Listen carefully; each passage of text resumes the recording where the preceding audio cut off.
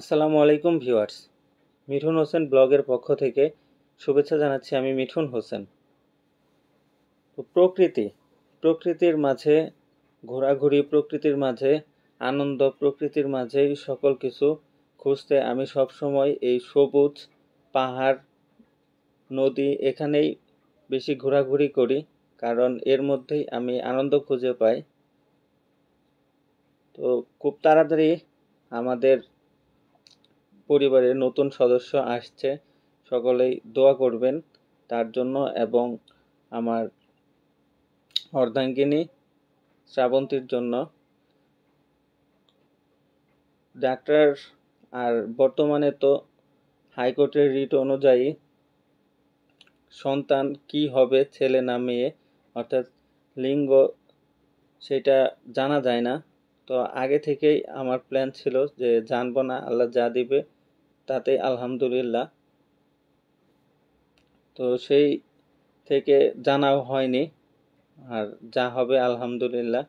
আর আপনারা দোয়া করবেন যাতে মা সন্তান দুজনেই সুস্থভাবে থাকে আর সুস্থভাবে পৃথিবীতে আসে। তো আজকে আমার ওয়াইফকে দেখতে আসছিলাম তার বাবার বাড়ি, মানে আমার শ্বশুর বাড়ি। তো এখন চলে যাব বাসার উদ্দেশ্যে, যেহেতু অফিস আছে। আর অফিস যারা করে তারা অবশ্যই জানেন যে নিজেদের নিয়ম মাফিক তেমন কিছু করা যায় না। মাঝে মধ্যে সুযোগ সুবিধা হলে সেই ক্ষেত্রে একটা বিষয় থাকে।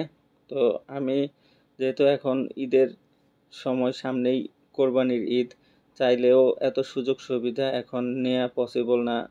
আর বেশি দিন সময়ও নাই।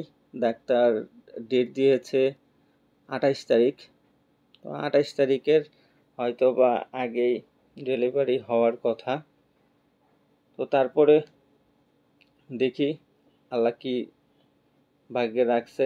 তো আপনারা অবশ্যই দোয়া করবেন। আর এখন আমি আছি বটতলা এলাকায়। এই এলাকাটাতে বেশ কিছুদিন পরে আসা হয়েছে। কলেজে যখন পড়তাম জাহাঙ্গীরনগর কলেজে, তখন বন্ধু বান্ধব অনেকের বাড়ি ছিল এখানে, থাকতো তারা এখানে বিশেষ কাজে বা এমনিতে ঘোরাঘুরি করার জন্য এখানে রেগুলার আসা হতো, কিন্তু এখন চাইলেও আসা হয় না। তো সকলের কাছে দোয়ার দরখাস্ত রইল আমার অনাগত ভবিষ্যতের জন্য এবং তার আম্মার জন্য। তো সকলেই দোয়া করবেন। ধন্যবাদ সকলকে। আসসালামু আলাইকুম।